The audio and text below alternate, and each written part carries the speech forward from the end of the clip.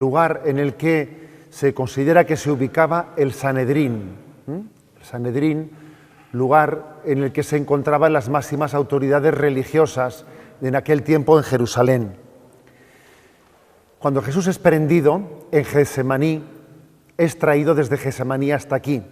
Ahora cuando salgamos fuera podemos ver el recorrido que hace Jesús y hay una escalera romana que sin duda alguna por la que Jesús tuvo que pasar porque es el paso natural para bajar al torrente Cedrón, para cruzarlo y llegar a Getsemaní.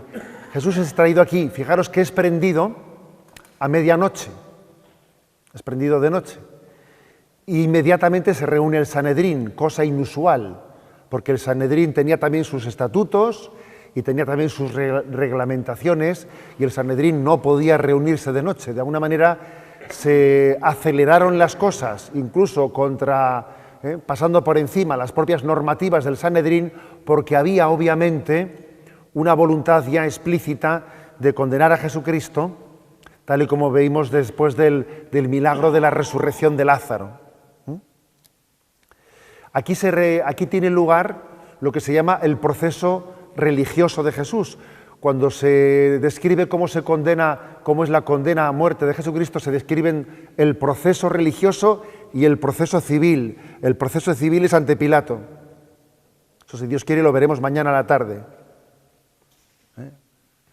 La casa de Pilato, pero antes que el proceso civil había existido el proceso religioso. ¿Por qué dos procesos? Hombre, porque las autoridades judías no tenían el poder para poder condenar a muerte. Tenían que pedir que lo ejecutasen los romanos. Y entre medio, entre ese proceso religioso del Sanedrín y el proceso civil, está el episodio de Herodes, que Pilato le envía a Herodes a ver si con esa referencia a Herodes puede quitárselo de encima el compromiso de tener que ser él quien lo condene. Pero estamos, por lo tanto, en el proceso religioso. Cuando le llevan ante Pilato, allí le acusarán, dice que no hay que pagar impuesto al César, porque allí tienen que esgrimir argumentos que sean civilmente denunciables. Pero aquí, la acusación que se le hace, tú has dicho que eres hijo de Dios. Eso no se lo van a decir a Pilato, que eso a Pilato no le importa los argumentos religiosos. Ha dicho que puede destruir el templo, ha dicho que es rey, ha dicho que no hay que pagar impuesto. Esos son los argumentos que hacen ante Pilato, pero lo que aquí importa, lo que el Sanedrín importa, es el Mesías, pretende ser el Mesías, pretende ser el Hijo de Dios, lógicamente es el motivo central por el que acontece el proceso en el Sanedrín. Y dice el Evangelio de San Marcos, capítulo 14, versículo 53 al 65. Condujeron a Jesús a casa del sumo sacerdote, y se reunieron todos los sumos sacerdotes y los letrados y los ancianos. Pedro lo fue siguiendo de lejos hasta el interior del patio del sumo sacerdote y se sentó con los criados a la lumbre para calentarse. Fijaros ese episodio.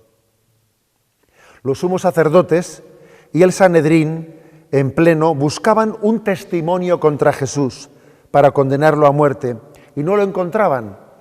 Pues aunque muchos daban falso testimonio contra él, los testigos no concordaban. Y algunos, poniéndose en pie, daban testimonio contra él diciendo: nosotros le hemos oído decir, yo destruiré este templo edificado por hombres y en 3 días construiré otro no edificado por hombres. Pero ni en esto concordaban los testimonios. El sumo sacerdote se puso en pie en medio e interrogó a Jesús: ¿no tienes nada que responder? ¿Qué son estos cargos que levantan contra ti? Pero él callaba sin dar respuesta. El sumo sacerdote lo interrogó de nuevo preguntándole: ¿eres tú el Mesías, el Hijo de Dios bendito? Jesús contestó: sí lo soy. Y veréis que el Hijo del Hombre está sentado a la derecha del Todopoderoso y que viene entre las nubes del cielo. El sumo sacerdote se rasgó las vestiduras diciendo: ¿qué falta hacen más testigos? ¿Habéis oído la blasfemia? ¿Qué decís? Y todos lo declararon reo de muerte. Algunos se pusieron a escupirlo y tapándole la cara lo abofeteaban y le decían, haz de profeta. Y los criados le daban bofetadas. Por lo tanto, Jesús había venido para dar testimonio delante del mundo. Y fijaros que en el interrogatorio dice que Jesús callaba, que Jesús no respondía, pero respondió ante la pregunta clave. A ver, ¿tú eres el Mesías, el Hijo de Dios bendito? Y ante esa pregunta no cayó, porque él había venido precisamente a dar testimonio de quién es Él, de que es el enviado del Padre para la salvación del mundo. Y esa confesión le cuesta la vida. Yo creo que es un lugar para que nosotros pidamos a Dios la gracia de no ocultar nunca nuestro testimonio por salvar el pellejo. Porque a veces podemos ocultar nuestra identidad cristiana dependiendo delante de quién estemos. Cuidado, que dependiendo estoy en un sitio en el que conviene que me camufle un poco, que aquí que no me presente explícitamente como cristiano, sino que me adapte al terreno, ¿no? O al camaleón que sabe en cada momento adaptarse a la situación. Jesús dio testimonio, respondió a la pregunta, ¿eres tú el Mesías, el Hijo de Dios bendito? Sí lo soy. Y en ese momento sobreviene sobre él todo el peso.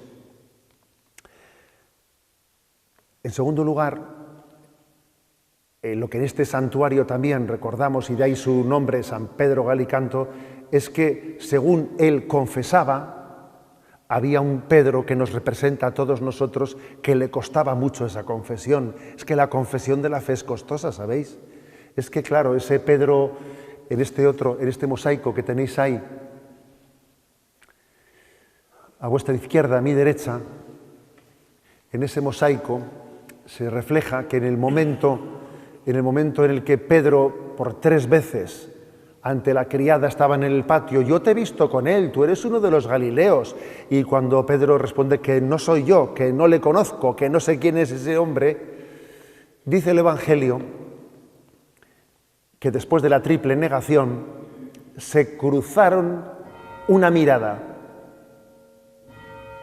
Pedro y Jesús se cruzaron la mirada antes de que Pedro marchase de allí y antes de que Jesús pasase el calabozo. Se cruzaron la mirada Pedro y Jesús.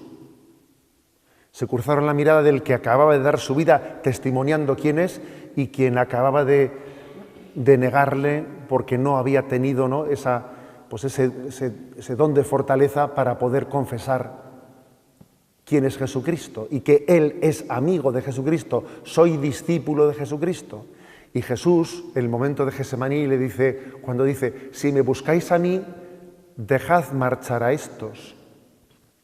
Y aquí, sin embargo, Pedro no es capaz de devolver por Jesús lo que Pedro había hecho por él.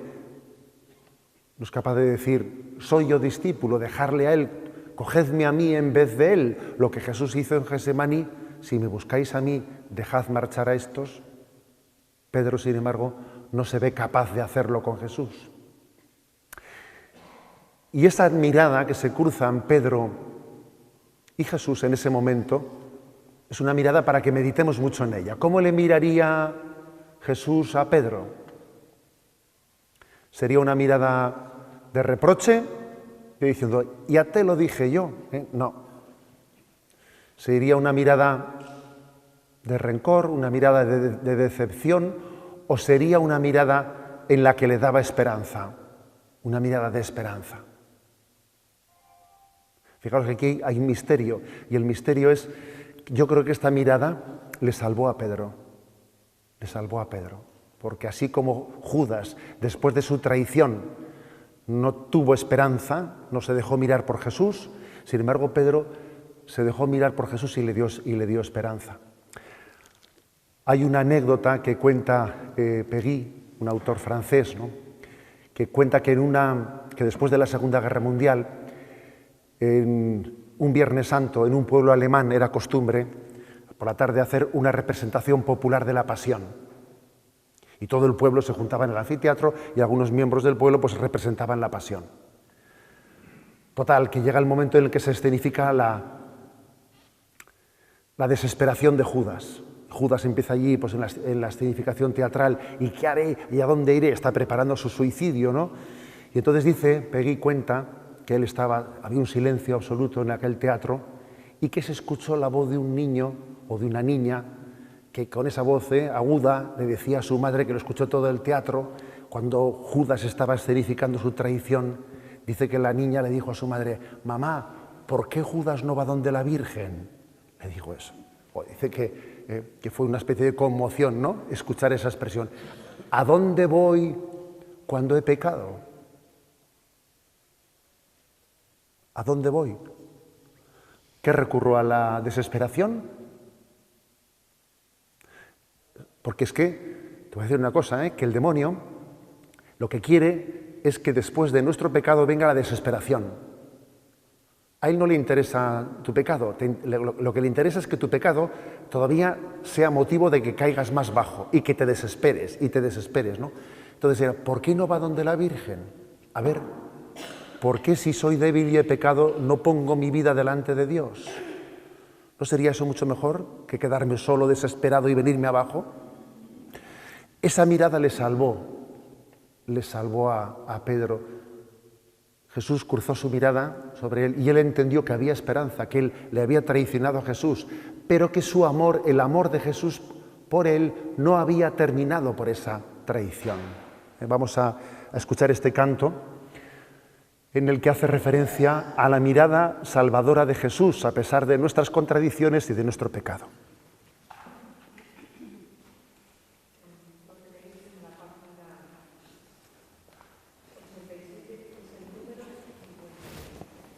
Página 87.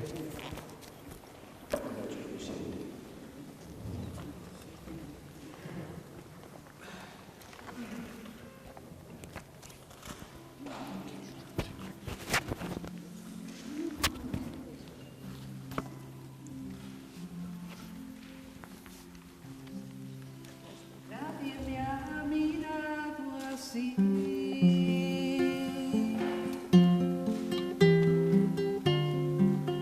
Sin fijarse en mi miseria,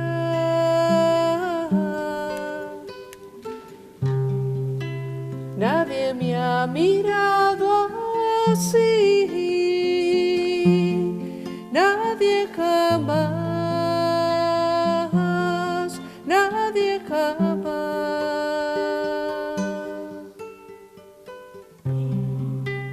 Nadie me ha buscado así.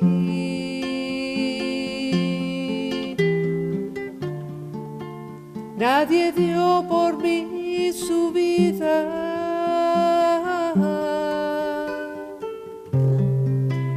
Nadie me ha buscado así. Nadie jamás, nadie jamás. Oh, mi Dios, tú has borrado mi pecado y de mi debilidad tú te has enamorado. Oh, nadie me ha mirado así. Oh, mi Dios, tú has borrado mi pecado y de mi debilidad tú te has enamorado. Oh, nadie me ha mirado así.